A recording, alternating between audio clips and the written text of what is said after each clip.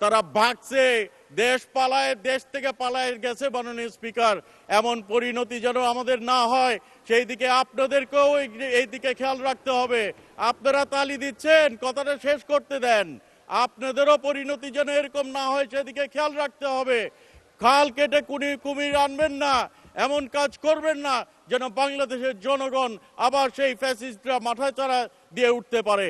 কাজেই আপনাদেরকে সেদিকে খেয়াল রাখতে হবে এবং আমাদেরকে, মাননীয় speaker, Bangladesh should be a super power. আমাদের মাননীয় প্রধানমন্ত্রী সেই দিকে এগোচ্ছেন, কাজ করে যাচ্ছেন, অক্লান্ত পরিশ্রম করছেন।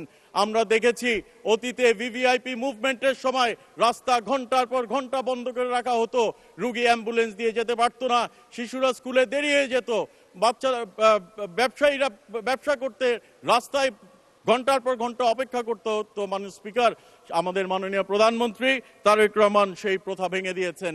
নিজে এখন সিগন্যালে দাঁড়ান, এই প্রথাগুলা যে গঠন হয়েছে, এই প্রথাগুলো যে তিনি করছেন সেগুলো যেন অব্যাহত রাখে। সেই জন্য আমাদেরকেও তাকে সহযোগিতা করতে হবে।